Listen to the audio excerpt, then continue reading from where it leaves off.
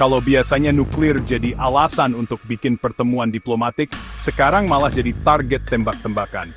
Dan ya, Israel dan Amerika Serikat akhirnya memutuskan kenapa berdialog kalau bisa bombardir. Dalam serangan yang diduga terjadi pada dini hari tadi, rudal-rudal presisi tinggi milik Israel dan Amerika Serikat menghantam sejumlah fasilitas strategis Iran, termasuk beberapa kompleks yang disebut-sebut terlibat dalam program nuklir.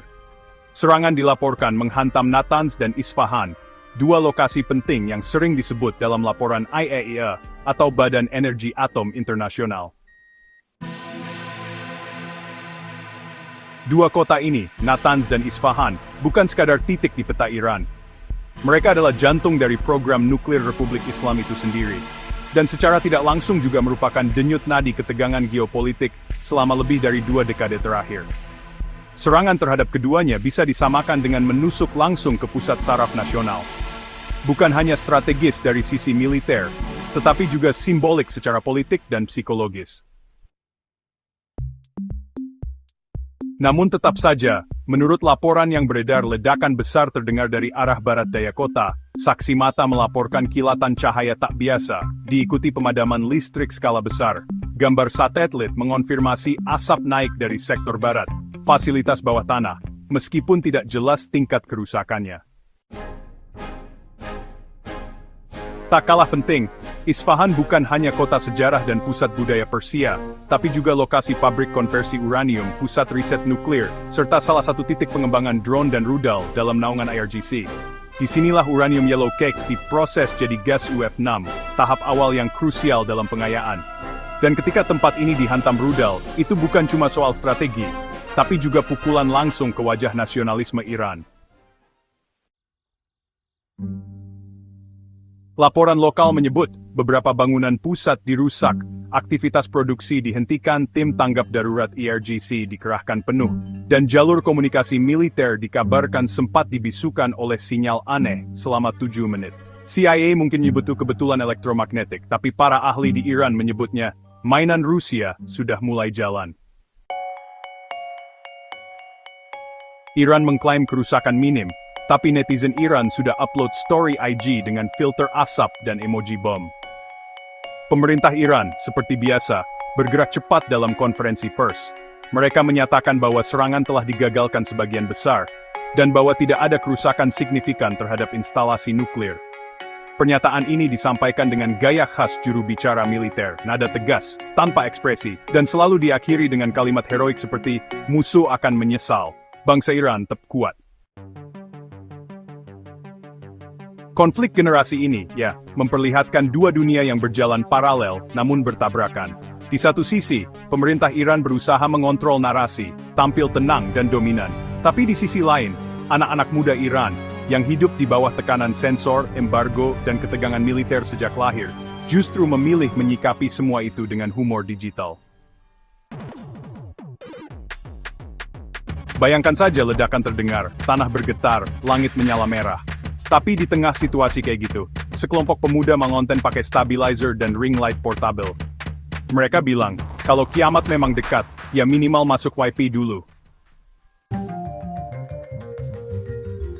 Visual versus pernyataan resmi siapa yang menang ya? Yang menarik adalah, pemerintah Iran tidak bisa menutup akses internet sepenuhnya. Kenapa? Karena saat listrik padam, rakyat beralih ke VPN, satelit Starlink bajakan, dan hotspot dari negara tetangga. Yang akhirnya terjadi adalah, Iran kehilangan monopoli informasi, dan digantikan oleh narasi meme. Contoh story Instagram yang viral dari Iran, seorang mahasiswa teknik berdiri dengan background asap tipis di langit malam, tulisannya, belum lulus udah mau diledakin, hidup ini keras. Pemilik toko kopi upload video CCTV toko miliknya saat kaca depan bergoyang akibat shockwave. Latte kami sekarang versi shaken not stirred. Lalu, seorang influencer lokal mengupload klip saat berlari ke bunker pakai sound TikTok. Main character energy. Wah, benar-benar. Efek dari story-story ini, narasi pemerintah gagal total. Alih-alih menciptakan rasa aman, klaim kerusakan minim justru terlihat sebagai denial atau kepanikan politik. Karena faktanya, Orang-orang bisa melihat ledakan dengan mata kepala sendiri, bisa mendengar suara sirene tanpa henti selama 3 jam, dan bisa scroll timeline yang penuh dengan update warga lokal. Di era digital, kebenaran bukan lagi milik negara. Kebenaran muncul dari video 10 detik, kamera HP, dan filter IG yang jebol firewall. Ketika rudal-rudal mulai menghantam tanah Persia pada dini hari yang gelap itu, tidak hanya kamera CCTV dan handphone yang merekam tragedi, langit pun menjadi saksi, melalui mata dingin satelit komersial yang mengorbit 500 km di atas permukaan bumi. Salah satu citra yang pertama kali dirilis adalah dari Planet Labs dan Maxar Technologies, dua penyedia gambar satelit sipil yang belakangan ini sering menjadi detektif netral dalam berbagai konflik, dari Ukraina, Gaza, hingga kini, Isfahan. Beberapa jam setelah serangan, gambaran termal inframerah menunjukkan lonjakan panas ekstrem di 2 titik dekat kompleks industri militer barat Isfahan. Salah satunya, secara geografis, berdekatan dengan fasilitas pengolahan uranium Isfahan, atau UCF, yang sudah lama dicurigai sebagai titik penting program nuklir Iran. Yang membuat citra ini semakin mencengangkan bukan hanya panas dari ledakan, tetapi pergerakan manusia yang terekam. Puluhan kendaraan militer dan ambulans tampak menuju lokasi, dengan lampu dimatikan, diduga untuk menghindari pelacakan lebih lanjut, atau karena sistem kelistrikan lokal rusak parah. Warga sipil, menurut laporan dari jurnalis lokal Iran yang menyebar melalui VPN dan aplikasi terenkripsi, diarahkan menuju lokasi pengungsian darurat di pinggiran kota, termasuk terowongan bawah tanah bekas peninggalan perang Irak-Iran, stasiun metro yang dijadikan ruang darurat, serta masjid dan sekolah yang difungsikan sebagai pos logistik. Salah satu pengungsi menulis di media sosial lokal, "Kami disuruh keluar rumah jam 3 pagi. Jalanan gelap, cuma suara sirene dan suara tangis anak-anak.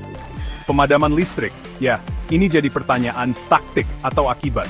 Titik paling gelap, dalam arti harfiah, terjadi di sisi barat Isfahan, kawasan industri padat yang mendukung infrastruktur militer. Wilayah ini mengalami pemadaman total selama hampir 50 menit. Pemerintah menyatakan bahwa pemadaman dilakukan untuk alasan keamanan nasional. Namun, analis luar memperkirakan bahwa sistem jaringan listrik terkena gelombang kejut atau serpihan rudal, atau serangan siber menyusup ke grid nasional. Bahkan mungkin, pemadaman disengaja oleh militer Iran untuk membingungkan peluncur rudal susulan dan menghindari pelacakan visual dari drone dan satelit. Beberapa ahli menyebut ini sebagai dark out maneuver, taktik klasik untuk memutus ketergantungan sistem deteksi musuh terhadap cahaya dan panas. Namun warga biasa justru menyebut dengan istilah lebih akrab, kiamat PLN level Persia. Peran satelit komersial sekarang benar-benar jadi mata ketiga dalam konflik dunia. Sebelumnya, saat perang Ukraina-Rusia, satelit komersial membongkar keberadaan tank Rusia sebelum serangan ke Kiev. Nah, sekarang, perannya berulang di Iran. Mereka mengurangi kemampuan negara untuk menyembunyikan dampak perang, meningkatkan tekanan publik global atas transparansi informasi. Dan anehnya, mereka juga membantu jurnalis, aktivis, bahkan YouTuber menjelaskan kronologi lebih cepat daripada media pemerintah. Dunia tak perlu menunggu konferensi pers. Dunia cukup, zoom in pakai satelit. Ledakan 500 kg TNT tidak bisa disensor dari langit. Setelah semalam penuh langit Isfahan menyala merah dan suara sirene memekakkan telinga warga, pemerintah Iran tidak tinggal diam. Dalam waktu kurang dari 12 jam sejak ledakan besar mengguncang fasilitas strategis mereka, pemerintah menggelar konferensi pers darurat di Teheran. Tampil di podium, juru bicara Kementerian Pertahanan Iran, Komandan IRGC atau Pasukan Garda Revolusi Islam, serta Wakil Presiden Bidang Keamanan Nasional, dengan wajah tegang dan tatapan menusuk kamera, seperti baru keluar dari bunker yang masih panas. Narasi resmi pun keluar. Serangan ini gagal total. Dalam pernyataannya, Iran dengan lantang menyatakan bahwa mayoritas rudal dan drone berhasil dihancurkan sebelum mencapai target. Musuh telah gagal mencapai tujuan militernya. Fasilitas kami masih aktif. Ilmuwan kami masih bekerja. Bangsa Iran tidak takut. Klaim ini tentu sangat berbeda dari apa yang terlihat di lapangan, termasuk dari citra satelit dan laporan media independen. Namun, narasi propaganda ini sangat penting bagi internal Iran, karena menjaga moral rakyat memberi kesan kontrol penuh, dan menunjukkan kekuatan di hadapan dunia internasional, terutama terhadap sekutu seperti Rusia dan Cina. Namun, di balik narasi heroik ini, ada reaksi yang jauh lebih serius.